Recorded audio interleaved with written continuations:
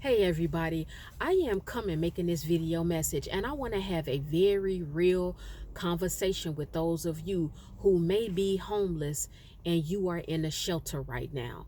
And I also want to talk to you who have come out of a shelter and the downside of being in one. Now, let me be real with you all. If you are a homeless man or a homeless woman and your family is in a shelter now, please don't be discouraged or distracted by that. The number one thing that you need to know and the number one thing that you all need to understand is that there is no shame in being in a shelter.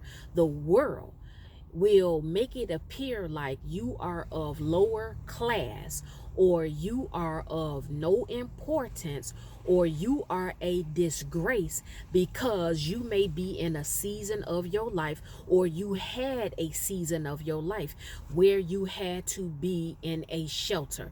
Society, the world, and whoever else around you that tries to make jokes about you being in a shelter or coming from that, they don't have all the details of you or your life.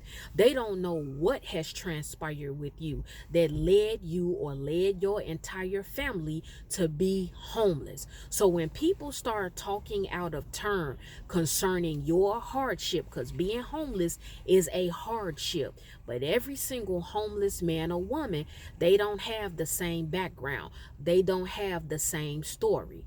Here and there, I have told you all, it is very true that some homeless people are drug addicts. It is true that some homeless people are alcoholics. It is true that some homeless people are convicted felons. It is very true that some homeless people are mentally ill. But on the flip side of it, there are very educated men and women who are in shelters or who have been in shelters. There are also some people who have a certain level of pride and they don't feel comfortable reaching out, asking friends or family members if they can move in with them or if they can take on them and their children. So nobody can make the assumption that when somebody goes to a shelter that is exactly what they want to do. Some people do what they have to do because they don't want the tension and the headache and the stress of someone possibly mistreating them or disrespecting and dishonoring them or even taking advantage of them because they live with them. There is a downside to homelessness. I just want you all to know this. But let me tell you the positive things. The positive things of homelessness is that it does teach you humility. I don't care what your journey has been in this life, people of God, saved and unsaved. I want you to understand that it keeps you humble. When you are out of your element, when you are in a location or a place that is unfamiliar to you, it is uncomfortable. It can be disheartening. It can be discouraging because you are around new faces. You are in a new place. You don't know what to expect. Naturally, people are going to be a little fearful of the unknown. However, if you are a man or a woman that is on a journey of trying to find out who you are, or you don't really understand a direction, meaning if you're saved, you don't understand the direction God wants you to go to, or you don't understand what the next level is for you, and in the midst of trying to figure that out, you are also having financial troubles, or you are in a abusive situation, whether it be with a spouse, whether you live with your parents and they are very abusive, whether it be they're abusive towards you mentally, physically, emotionally, or verbally. And so you have to move. You have to take your children, if you have any children or a child, or you just by yourself, you have to leave. I want to tell you on a positive note, don't be ashamed, don't be embarrassed by that. If you have to take that route, Understand that the goodness that comes out of you doing that and making that difficult decision is that it will keep you humble. In this world, we need to be humble, especially if we are representing Jesus Christ. You do not want God to humble you. I'm going to just tell you. And I don't mind people that don't agree with this message. Trust me, this message is very specific. It's not for everybody. Those who get it will. Those who don't, you just won't. God wants you as his son or daughter to remain humble at all times. And the minute that you start to get smug, the minute you start to get uppity, God has a way of humbling you. Humble yourself so God don't have to get involved. Because if he gets involved and has to humble you, it will not be pretty. So being homeless, it keeps you humble. Being homeless, it teaches you compassion. So when you come out of it, or sometimes in the midst of it, when you see a homeless person and they actually are in the street, but you are not, or they're asleep on a cardboard box and it's mice and rats running across their legs, or they're real dirty and they don't have access to water like you in that shelter, you will have more compassion. And if you currently are complaining, or if you look back and you were complaining, you can now say, you know what? It wasn't as bad as I thought it was. Although I was around unfamiliar faces and in an unfamiliar place, it did teach me how to be easy before I open my mouth or put my mouth on someone who is struggling. I don't know all of their story. I don't know what is going on behind closed doors that led that sister to that shelter, or that led that brother to that shelter, or that led that family to that shelter. This is why all of us overall in totality, we have to always extend grace to people. You have to extend grace to people, because where you expect grace and people to understand you, you got to be willing to give that, because you don't know or even understand what's going on with other people. Trust me, behind the veil, it's other things going on internally with a man or a woman, or with their family dynamic, or with their finances, or with their physical or mental or even spiritual health. Okay? The next thing I want you all to understand why you don't need to be embarrassed or ashamed is because the enemy will get angry at you because you do not want to do what the world does.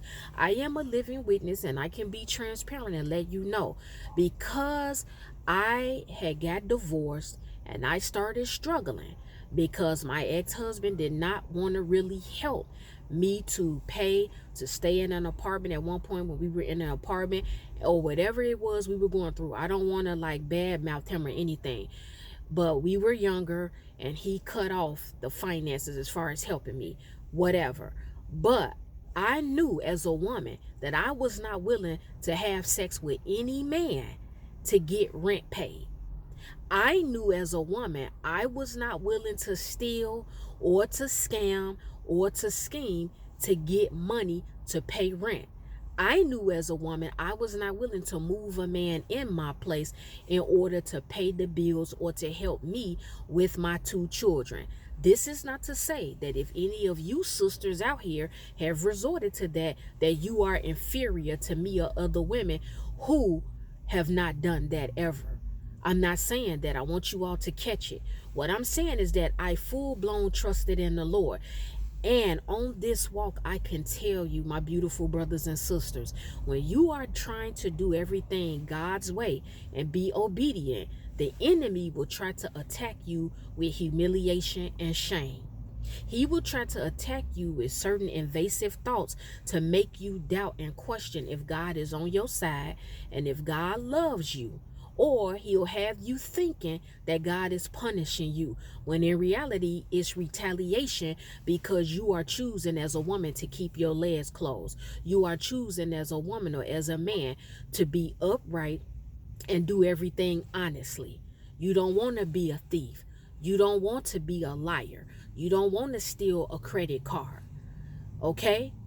Some of you all, you may have had to live through lights being cut off, or water being cut off. And you could have been slick and talked to somebody that could have illegally cut your lights on or cut your water off. But if you didn't do it and you lived through that and you waited on God, God made a way. Trust me, you are also looking at a woman. I have lived through these things, and I release this message unapologetically with no embarrassment and no shame. I am also here to tell you, when you are doing things the right way and you are keeping your integrity and not degrading and demeaning yourself, Satan will attack your finances. Satan will try to attack your family. Satan will try to attack you where people are mocking you, disrespecting you, and dishonoring you. You've got to understand that it is a trick to get you so angry to where you say, you know what, God, I'm going through this. My water cut off, my lights cut off, I can't barely pay my rent, I can't pay my bills. I'm going to just go out here and I'm going to get a guy and let him move in. I need my stuff paid. I'm going to go out here and I'm going to scam and I'm going to scheme. I need the money. I'm waiting on you, God. Where are you? God will test you. This is a downside of homelessness. But you better understand, if you are locked into God, God is there every step of the way. But if you go through it and you continue to rely and wait on Him, He will show up. He will recompense to you what He's going to give you if you obey Him and continue to wait on Him in His time and in due season. You've got to trust God. Don't let Satan trick you out of your position. Something else that I want you all to understand too is that you will be put in a position where when you are in a shelter, you are still being a light there. There are, and I talked about this before, but you will come across certain men and certain women that you have a conversation with, and you have to be a light for them because they are ready to give up. They may not have the strength that you do. They may not have the education or the knowledge that you do, but God is using you to pour into them and minister to them and be their strength in the areas they may be weak in. See, anything that's thrown at you in this life, you can look at it from negative eyes or positive eyes. And all of us have been guilty of looking at the negative side and the downside of things. But you got to sometimes look at things in a positive light and say, now I'm in this situation, what can I do to make it better? You can mentor people. You can minister to people. This is especially for those of you who are Christians and you may be going through this. Stop listening to certain people. If you are in a shelter now, or if you came from that and people are telling you you're being punished, you better really make sure that, okay, I know for a fact I'm being punished by God because I did something. You know what I'm saying? Or God put a curse on you. You better make sure. Don't start speaking this stuff on yourself, and don't start conforming to people telling you that. A lot of Christians, they trip me out when bad times come on our walk and when we're heavily tested and things are not working out and it's looking like the total opposite of who we are and who we know God to be. They always want to take it to, oh man, you being punished. You had to do something wrong, so God is punishing you. That's why you going through that. No, sometimes it's a stepping stone. You never stay with somebody or live with somebody that is abusive towards you and they are mistreating you. You all better understand and know that shelters are made for families, men, or women who are struggling.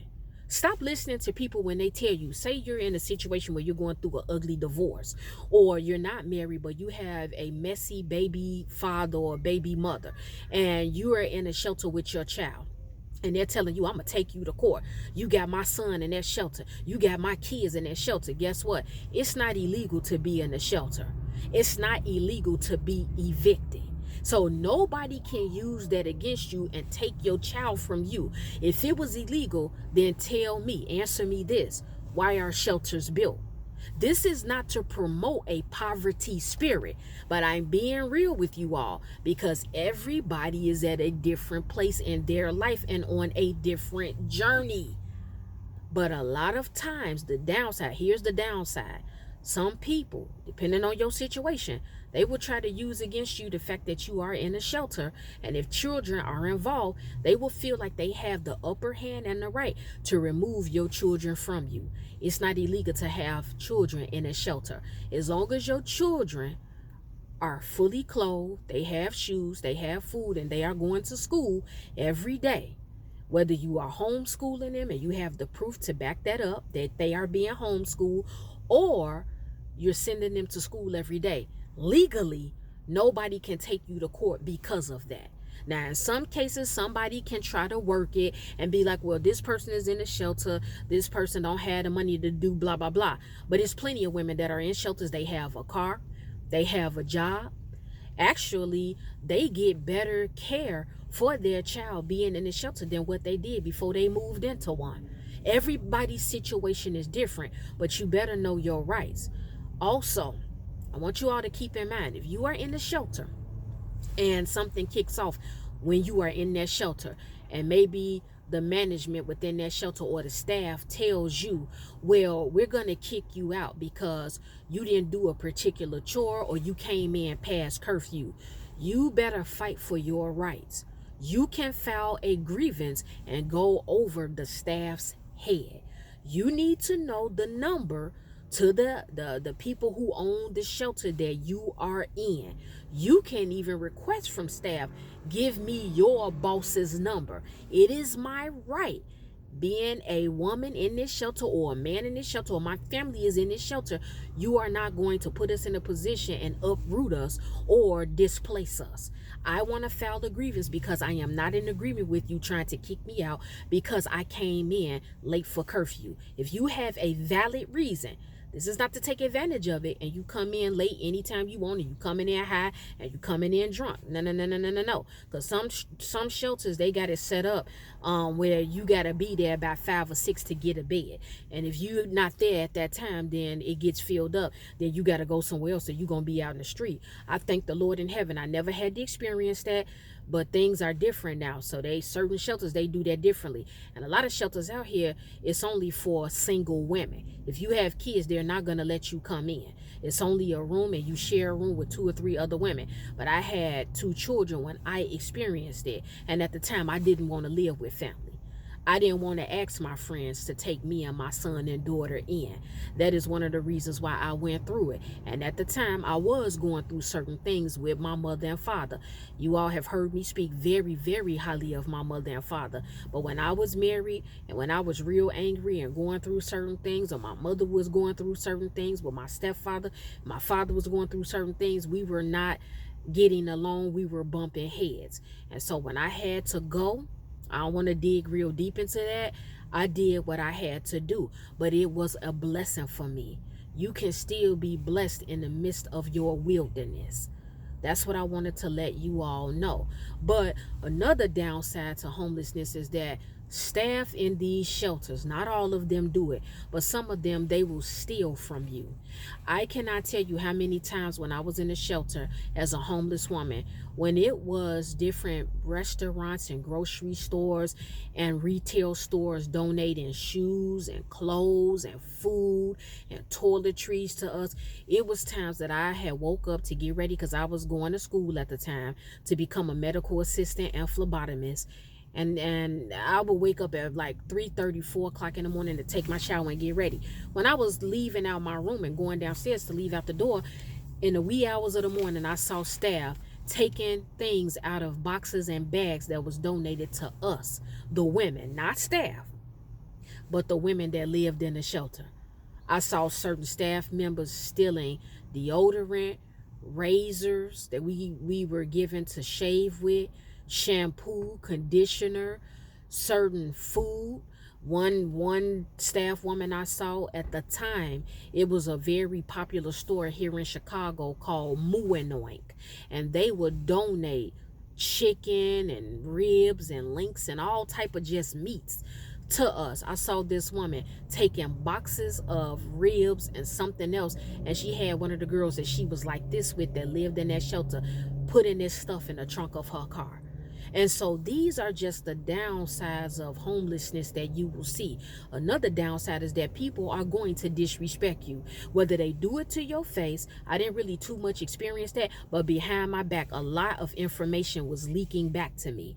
It was a lot of family members speaking against me. It was certain fake friends that had something to say about me being homeless. They didn't even know any information. They didn't understand what I was going through. I didn't share anything. But what was hurtful is that your own family will sit out here, gossip about you, talk about you, and share your hardship or your downfall, whichever one fits you in that season of your life, or even if you're in it currently. They'll share it with a bunch of other people, but they will not lift a finger to help you. They will know the details of your situation bit by bit, blow for blow, but they will never reach out and help you. At one point, I remember my father got sick and he was in the hospital, and I had to go to the hospital to visit him, so my mother dropped me off. When I got to the hospital, my aunt and it was two of my uncles and one of my aunts, maybe two of my aunts, they were at the hospital. This is on my father's side. They told me, because they called me Momsy on my father's side. They said, Momsy, how did you get here? At the time, I didn't have a car. They said, how did you get here? I said, my mother dropped me off. They hated my mother.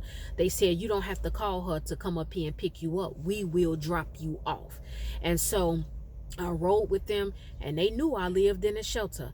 They dropped me off at the shelter. They didn't even wait. It was dark. It was late. They didn't even wait for me to barely get out the car to walk in to see if I was safe. They didn't offer me anything. They didn't ask me what's going on. Is it anything that we can do for you? They did nothing. They dropped me off and hurried up and drove off. And I did not understand it. You may be wondering why I'm telling you all that. I'm telling you all that because you would think that I had beef with these family members. You would think that I did something. Nothing was ever done to them. I had never fallen out with these aunts and uncles. Never spoke against them. Never did or said anything. But this is how I was treated. The point of me telling you all that is that Satan is always busy. It could have very well, I know it was things that they heard, but they never reached out to me to ask my side of the story. They never reached out to me to ask me any questions. Sometimes your family will see your struggle and they will not reach out to you and try to help you because they don't want to help you. They don't want to deal with anything pertaining to your situation. This is why to this day I go hard about, and I am very passionate about what I do. But just like God delivered me from some situations, and he's still working out some things behind the scenes. But just like he brought me out and delivered me, I'm here to tell you he will do it for you. Don't get discouraged, my beautiful brothers and sisters. If you are homeless, don't be discouraged by it. You better look at the positive side of it, and you better be a light for the time and being that you are there. And don't you dare allow anybody to try to use that hardship against you or try to take your child or children away from you because you are there. Again, it's not illegal to get evicted. It's not illegal to be in a shelter. This is not justifying it or promoting it, but everybody is at a different place for a different reason. Hold your head up. And if you know that it's better for you to go that route because you don't want to risk living with family, because when you live with family, if you got a good job or a decent job and you trying to stack it, sometimes you will not be allowed to stack that money because they will try to suck you dry of every dime you got because you live with them. They will feel like, well, you inconveniencing me. You're here. Your kids are here. I need more money. And on top of that, I need you to clean up. I need you to wash the dishes. I need you to vacuum. I need you to mop. They will try to make you an in-home maid. I'm not saying don't contribute. I'm not saying don't help. I'm not saying this. But sometimes when you are in a vulnerable position, ladies and gentlemen, people will try to treat you this way. They will try to dishonor you. They will dishonor you. They will disrespect you. But you being a saved man or woman of God, or if you're on the journey learning about God and building and adding to your one-on-one relationship with God, God is building you through it all. He's teaching you. He's refining you. He's pruning you. He's humbling you. He's teaching you patience.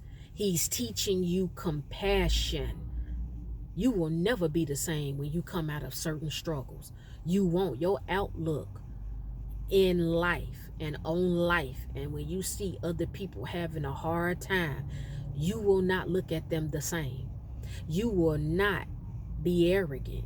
You will not be uppity. You will not have a laughing bone in your body, even if it's somebody who is mean to you, or they once treated you a certain type of way. Even if you see them fall, when you come out of certain situations, it's just not ingrained in you to tear somebody down.